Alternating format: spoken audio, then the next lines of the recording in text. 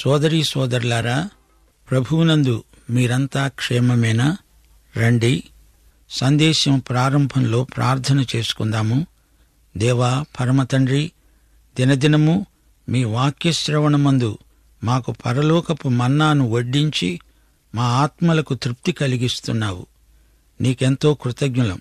ఈ రోజున కూడా వాక్యమనే ఇష్టమృష్టాన్నం మాకు అనుగ్రహించి సకలార్థ సాధకమైన బైబిలు పఠనాసక్తిని మాకు కలిగించి తృప్తి దయచేయమని, మా ప్రియ శ్రోతలను ఆయురారోగ్యములతో ఆశీర్వదించమని యేసుక్రీస్తు వారి శుభనామమున ప్రార్థిస్తున్నాం తండ్రి.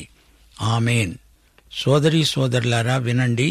14వ అధ్యాయంలో బైబిలులో ప్రథమ యుద్ధం రాయబడి ఉంది. ఇందులో అబ్రాము లోతును కాపాడి శత్రువుల బారి నుండి లోతును విడుదల చేస్తాడు. బైబిలులో మొదటి యాజకుడు ఈ అధ్యాయంలో మనకు కనిపిస్తాడు. అతడే మెల్కీసెదెకు. అతడు వచ్చి అబ్రామును ఆశీర్వదిస్తాడు. అందుకే ఈ అధ్యాయం ఎంతో ముఖ్యమైనది అని చెబుతున్నాను. అకస్మాత్తుగా ఈ యాజకుడు కనిపించటం అసందర్భమేమీ కాదు. ఇప్పుడు వివరాలు వినండి. షీనారు రాజైన అమ్రాపేలు, ఎల్లాసరు రాజైన అర్యోకు, ఏలాము రాజైన కదుర్లాయోమెరు, గోయీయుల రాజైన తిదాలు అనేవారి రోజుల్లో వారు సొదొమ రాజైన బెరాతో, గొమొర్రా రాజైన బిర్షాతో, అద్మా రాజైన షినాబుతో, సెబోయీయుల రాజైన షెమేలెకుతో, సోయరు అనే బెలరాజుతో యుద్ధం చేశారు. సోదరీ సోదరులారా, ఇది చరిత్రాత్మకమైన ఉదంతం. తూర్పు నుంచి వచ్చిన రాజులు సొదొమ గొమొర్రా రాజులను యుద్ధంలో ఓడించారు. ఈ యుద్ధం జరిగినట్లు సమకాలీన చరిత్రలో దాఖలా కనపడుతూ ఉంది. అంతకు ముందు యుద్ధాలు జరిగాయో లేదో మనకు చెప్పబడలేదు గాని ఈ యుద్ధంలో లోతు ఖైదీగా శత్రువుల చేతికి చిక్కినందుచేత ఇక్కడ ఈ విషయం ప్రస్తావించటం జరిగింది. వీరందరూ ఉప్పు సముద్రమైన సిద్దీము లోయలో ఏకముగా కూడి 12 సంవత్సరాలు కదుర్లాయోమెరుకు లోబడి 13వ సంవత్సరాన తిరుగుబాటు చేశారు. గనుకనే యుద్ధం ప్రకటించటం జరిగింది. తూర్పు రాజ్యాలకు సొదొమ గొమొర్రా రాజులు సామంతులు. వీరి తిరుగుబాటును అణచటానికి యుద్ధం చేశారు. మృత సముద్రానికి దిగువన ఉన్న మైదానం మందున్న ఈ రాజులను తూర్పు రాజులు గెలిచారు.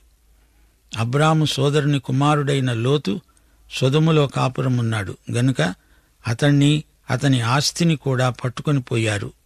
శత్రువు చేతిలో యుద్ధ ఖైదీ అయ్యాడు లోతు. 12వ వచనం. సొదొమ గొమొర్రా రాజులు సిద్దీము లోయలో పడిపోయారు. శేషించిన వారు కొండలలోకి పారిపోయారు. లోతు సొదొమలో కాపురమున్నాడు. తన సోదరుని కొడుకు ఆపదలో ఉన్నాడని అబ్రాముకు తెలియగానే అతడు చర్య తీసుకున్నాడు. తప్పించుకున్న ఒకడు వచ్చి హెబ్రీయుడైన అబ్రాముకు ఈ వార్త అందించాడు. అప్పుడు అబ్రాము ఏలోను వనములో ఉన్నాడు. అది ఒక అమ్మోరీయుని వనం. ఆ అమ్మోరీయుని పేరు మమ్రే. ఎష్కోలు, ఆనేరు అనేవారికి ఈ మమ్రే సోదరుడే. వీరు అబ్రాముతో నిబంధన చేసుకున్నవారు. ఈ తూర్పు రాజులు యుద్ధంలో గెలిచి యుద్ధ ఖైదీలను తీసుకుని ఉత్తర దిశగా కదిలి వెళ్లారు. మృత సముద్రానికి పడమటి దిశకు తిరిగారు. ఈ ప్రదేశం అబ్రాము ఉన్న చోటికి దగ్గరే. హెబ్రోను మమ్రేలో అబ్రాము కాపురమున్నాడు. వార్త అందగానే అబ్రాము లోతును విడిపించుకునే ప్రయత్నంలో శత్రువును ఎదుర్కొన్నాడు. తనతో నిబంధన చేసుకున్న వారితో కలిసి శత్రుముఖను తారసిల్లాడు. అబ్రాముతో కొందరు యోధులు ఉన్నారు. అందరూ కలిసికట్టుగా దండెత్తారు. వారి మధ్య నిబంధన ఇదే: శత్రువు ముట్టడిస్తే వీరంతా అబ్రహాము పక్షాన నిలిచి పోరాడాలి. అబ్రాము తన సోదరుని కొడుకు చెరపట్టబడ్డాడని విని తన ఇంట పుట్టి అలవరచబడిన 318 మందిని వెంటబెట్టుకొని దాను మట్టుకు ఆ రాజులను తరిమేశాడు. దీన్ని బట్టి అబ్రాము తాహతు ఎలాంటిదో మనము గ్రహించగలం. అబ్రాముకు 318 మంది సేవకులు ఉన్నారంటే అది మామూలు విషయం కాదు. ఆయుధాలకు అలవాటు పడిన వారే 318 అంటే ఇంకా స్త్రీలు, వారి పిల్లా జల్లా ఎందరున్నారో. ఇంత బలగం అబ్రాముకు ఉన్నది అంటే అతని ఆస్తిపాస్తులు ఏ స్థాయిలో ఉన్నాయో మనం ఇట్టే గ్రహించగలం. దాను వరకు శత్రువులను తరిమి కొట్టాడు. దాను ఉత్తరాన ఉంది. రాత్రివేళ అతడు అతని దాసులు వారికి ఎదురుగా మొనలు తీర్చి వారిని కొట్టి దమస్కునకు ఎడమ తట్టు ఉన్న హోబా మట్టుకు తరిమేశారు. సైన్యాన్ని 2 గుంపులుగా విభజించి శత్రువులను ఎడాపెడా కొట్టాడు. అరణ్యంలో పడి శత్రువులు చెల్లాచెదరై పారిపోయారు. వారు కొల్లగొట్టుకు వచ్చినదంతా యుద్ధ ఖైదీలతో సహా విడిచిపెట్టి వారు పారిపోయారు. ఆస్తి యావత్తు తిరిగి తెచ్చి తన సోదరుని కొడుకైన లోతును, అతని ఆస్తిని, స్త్రీలను, ప్రజలను తిరిగి తెచ్చాడు. శత్రువులు స్త్రీలను బానిసలుగా తీసుకువెడుతున్నారు. అబ్రాము ఎందుకు ఈ యుద్ధంలోకి దిగాడు? తన సోదరుని కుమారుడైన లోతు కోసం ఇదంతా చేయవలసి వచ్చింది. జరిగిన యుద్ధాలను గురించి మాత్రమే బైబిలు చెప్పదు. అబ్రాము జీవితంలో ఇదొక ఘట్టం గనుక ఈ సంగతి రాశారు అంతే. అతడు కదొర్లాయోమెరును అతనితో కూడా ఉన్న రాజులను ఓడించి తిరిగి వచ్చినప్పుడు సొదొమ రాజు అబ్రాముకు ఎదురు వెళ్ళాడు. రాజు లోయ అనే షావే లోయ వరకు వచ్చాడు. సొదొమరాజు అబ్రామును కలుసుకునేందుకు వచ్చాడు. సొదొమరాజు అబ్రాముకు గొప్ప శోధన తెచ్చిపెట్టబోతున్నాడు. ఈ సందర్భంలో ఒక కొత్త మనిషి వస్తున్నాడు. అది అబ్రాముకు ఎంతో మేలు. 18, 19 వచనాలలోని వ్యక్తిని సందర్శించండి. ఎవరి అపురూప వ్యక్తి? షాలేము రాజైన మెల్కీసెదెకు రొట్టె, ద్రాక్షరసం తెచ్చాడు. అతడు సర్వోన్నతుడైన దేవునికి యాజకుడు. అప్పుడతడు అబ్రామును ఆశీర్వదిస్తూ అన్నాడు, ఆకాశానికి భూమికి సృష్టికర్త సర్వోన్నతుడు అయిన దేవుని వలన అబ్రాము నీవు ఆశీర్వదించబడుదువుగాక. అప్పుడు అబ్రాము అన్నిటిలో ఇతనికి 10వ వంతు ఇచ్చాడు. ఈ అపురూపమైన వ్యక్తి ఎవరు? ఎక్కడ్నుంచి వచ్చాడు? ఉన్నట్లుండి అకస్మాత్తుగా కనిపించి హఠాత్తుగా అదృశ్యమైన ఈ మార్మిక వ్యక్తి ఎవరు? ఎక్కడ్నుంచి వచ్చాడు? ఎక్కడికి వెళ్ళాడు? ఈయన పని ఎలాంటిది? రొట్టె, ద్రాక్షరసం అందించి ఆ పళాన అదృశ్యుడైపోయాడేమిటి? అతడు షాలేము రాజు, సర్వోన్నత దేవుని యాజకుడు. అది సరే, ఈయనకు సర్వోన్నత దేవుడు ఎలా తెలుసు? ఏల్ ఎలోహిం, సర్వోన్నతుడు అని యెహోవాను గురించి ఈయనకు ఎలా తెలుసు? భూమ్యాకాశములను సృజించిన సజీవ దేవుడు, ఆదికాండం 1వ అధ్యాయంలోని దేవుడు. నోవహుకు, హనోకుకు ఆయనే దేవుడు. దేవుళ్లలో ఒకడు కాడు, ఏకైక దేవుడు. ఆయనేమీ ఒకానొక స్థానిక దేవుడు కాడు. దేవుడు ఒక్కడే. ఏకదేవ ప్రత్యక్షం మొదటిది. మానవుని పతనానంతరం బహుదేవ భావన మొదలైంది. రాను రాను రోమాపత్రిక 1వ అధ్యాయం 21వ వచనంలో చెప్పబడిన రీతిగా వారు దేవుని ఎరిగి ఉండి కూడా ఆయనను దేవునిగా మహిమపరచలేదు, కృతజ్ఞతాస్తుతులు అర్పించనులేదు గాని తమ వాదములయందు వ్యర్థులైపోయారు. సృష్టికర్తను మరచి సృష్టమును పూజించారు. ఇదో విచిత్ర సంఘటన. అబ్రాము కాలంలోనే లోకం మొత్తానికి ఒకే ఒక యాజకుడు మనకు పరిచయమవుతున్నాడు. సత్య సజీవ దేవుని ప్రత్యక్షం ఇతనికి ఉంది. సజీవ సత్య దేవునికి అతడు యాజకుడు. అబ్రాముకు ప్రభురాత్రి భోజన సంస్కారాన్ని ఇస్తున్నాడు. మెల్కీసెదెకు జ్ఞానం ఎంతో విస్తృతమైంది. అతడు పరమార్థ జ్ఞాని. మెల్కీసెదెకు పేరు బైబిలులో 3 సార్లు వస్తుంది.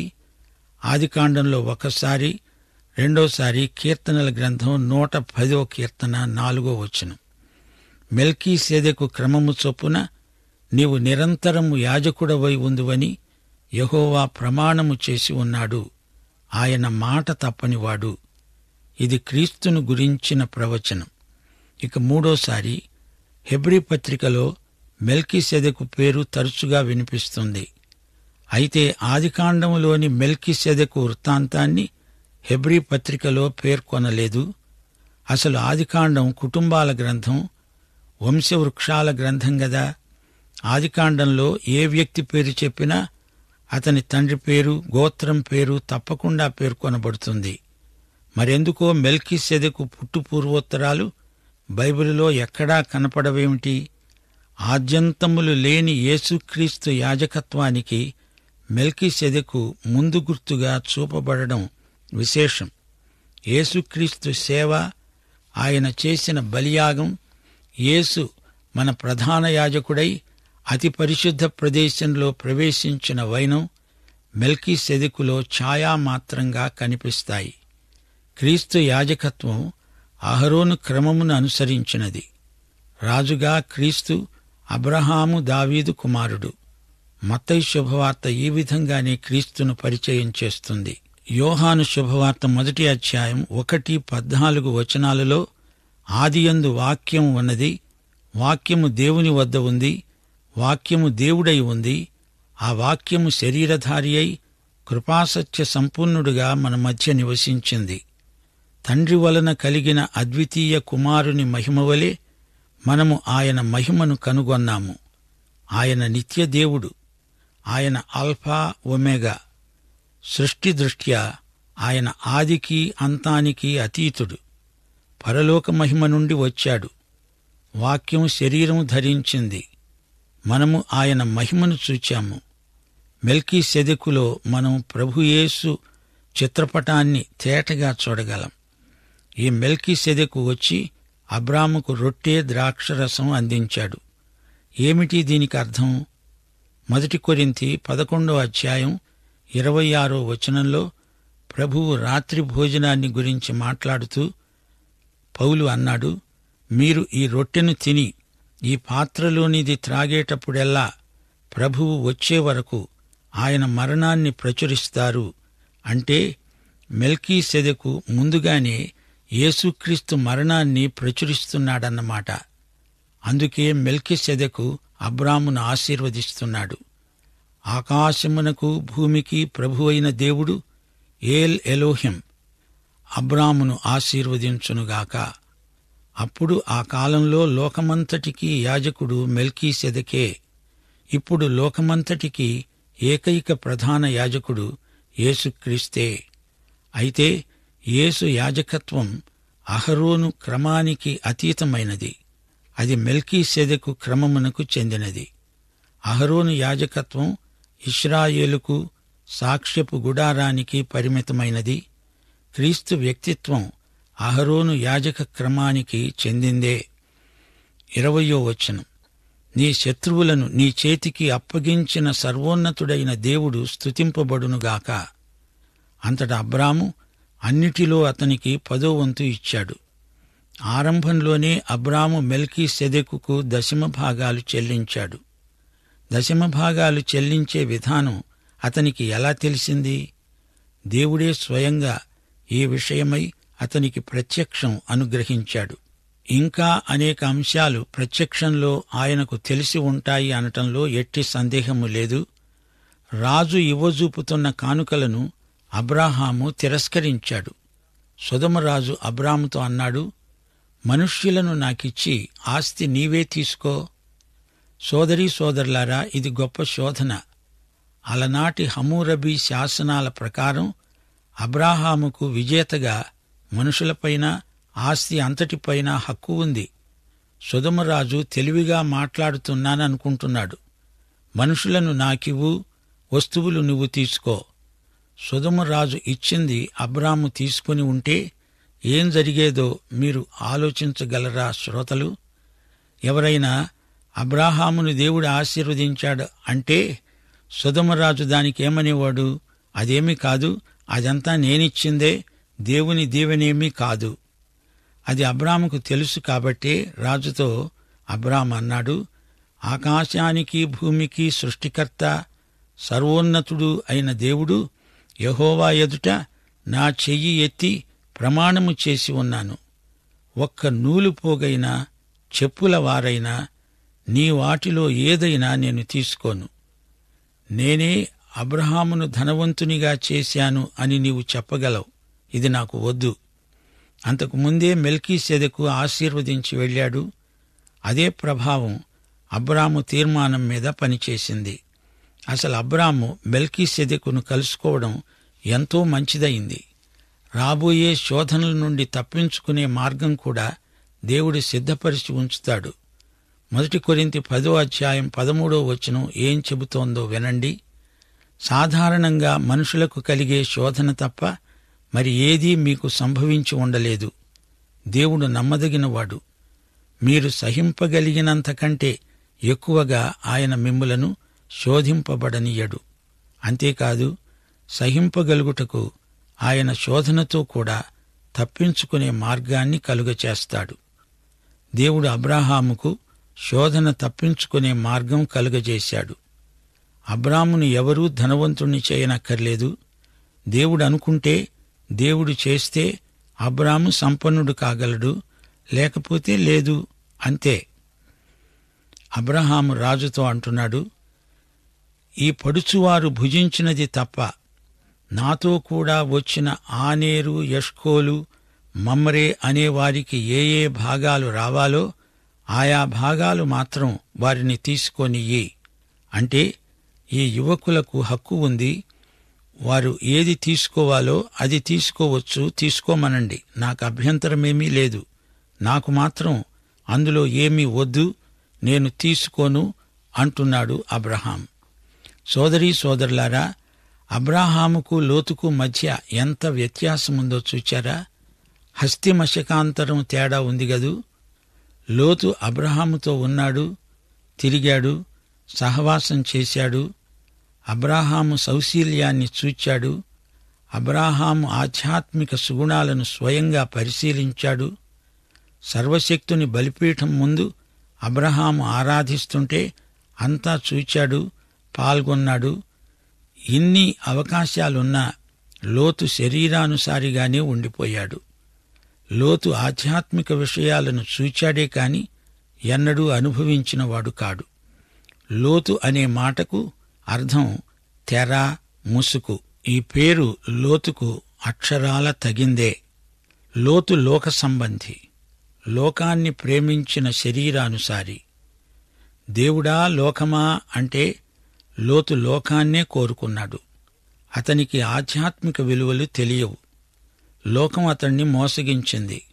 అతని గాథ విషాదాంతం. దేవుని పక్షంగా నిలిచి ఉన్నతాశయాలతో బతికేవారికి ఉన్నంత నిండుదనం లోతుకు లేదు. అతని ఆధ్యాత్మిక జీవితానికి లోతు అసలే లేదు. అందుకే అబ్రహామును గురించి ఎప్పుడూ జ్ఞాపకం చేసుకుంటాము. అబ్రాహాము స్వంత సోదరుని కొడుకే లోతు. అయినా లోతు పరాజితుడు, అబ్రాహాము విజేత. దేవుడు 2 మన ముందు ఉంచి వాటిలో ఏదో ఒకటి కోరుకోమంటాడు. అయితే అబ్రాము లోతుకు అవకాశమిచ్చాడు. నీకు ఏ భూమి కావాలో కోరుకో అన్నాడు. లోతు పేరాశాపరుడు, సొదొమ ప్రాంతాన్ని కోరుకున్నాడు. అబ్రాము నిస్వార్థ వైఖరి, అది అతనికి లాభము, క్షేమము. లోతు వైఖరి నష్టము, ప్రమాదము. సోదరుడా, సోదరి, నీ సౌశీల్యానికి పరీక్ష. నీవేది కోరుకుంటావు? ప్రభువు సేవ, సంఘ సహవాసము కోరుకుంటే నీకు మంచి సౌశీల్యము ఉన్నట్లు. తాగుడు, దొంగతనం, అబద్ధం, మోసం మనిషి తీర్మానానికి తగిన వ్యాసంగాలు కావు. జీవితంలో బొత్తిగా విలువలేనివి ఎందుకు కోరుకోవాలి? ఫలాన్ని బట్టి చెట్టు ఎలాంటిదో తెలుసుకుంటాము. సొదొమకు దగ్గరగా గుడారం వేసుకున్నాడు. నెమ్మదిగా సొదొమ కేంద్రానికి లాగివేయబడ్డాడు. పగటికి రాత్రికి మధ్య సంధ్యావేళ, వెలుగుకు చీకటికి మధ్యరేఖ. అలాగే మన జీవితాల్లో కూడా మంచికి చెడుగుకు మధ్యరేఖ ఉంది. సంధ్యా సమయంలో నిలువకూడదు. ఒక్కడుగు వెంట్రుకంత వాసి అంతే. చీకట్లోకి పూర్తిగా వెళ్లిపోతాడు మనిషి. లోతు సొదొమకు దగ్గరగా గుడారం వేసుకుని గొప్ప పొరపాటు చేశాడు. సొదొమ అతణ్ణి లోపలికి లాగేసింది. సొదొమ పౌరులు పాపంలో బరితెగిన మనుషులు. లోతుకు అదేమీ పట్టలేదు. అతనికి కావలసిందల్లా లాభము, పదవి, శరీర తృప్తి. క్రమేణా అతని ఆధ్యాత్మిక జీవితం అడుగంటిపోయింది. ధనాపేక్ష సమస్త కీడులకు మూలం. లోతు సొదొమలో ఆర్థికంగా గొప్పవాడయ్యాడు కాని ఆధ్యాత్మికంగా నైతికంగా భ్రష్టుడైపోయాడు. కొందరని ఉండవచ్చు, అబ్రాహాము తెలివి తక్కువవాడు, అతడు కూడా సొదొమకు వచ్చి ఉంటే గొప్పవాడయ్యేవాడే. లోతు యుద్ధ ఖైదీగా శత్రువుల చేతిలో చిక్కినప్పుడు అబ్రహాము అతణ్ణి తప్పించకపోయినట్లయితే అతడు జీవితాంతం శత్రురాజ్యంలో బానిసగా మగ్గిపోయి ఉండేవాడే. అప్పటికైనా పరివర్తన వచ్చిందా అంటే అదీ లేదు. మళ్లీ పాత జీవితంలోకి, మామూలు బతుకులోకి దిగజారిపోయాడు. ఎప్పటికాలిట్టిట్టే.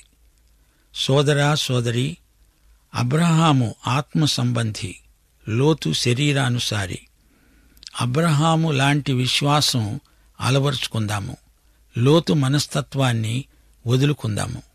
యెషయా 55:7 ఈ సందేశం ముగిస్తాను. భక్తిహీనులు తమ మార్గమును విడవాలి, దుష్టులు తమ తలంపులను మానాలి. వారు దేవుని వైపు తిరిగిన ఎడల వారి యందు ఆయన జాలిపడతాడు. వారు మన దేవుని వైపు తిరిగితే ఆయన బహుగా జాలిపడతాడు. దేవుడు మిమ్మును సమృద్ధిగా దీవించునుగాక. ప్రార్థన చేసుకుందాం.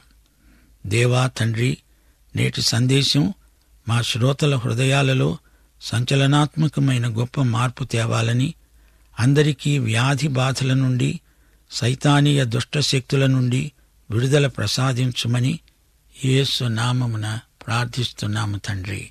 ఆమేన్.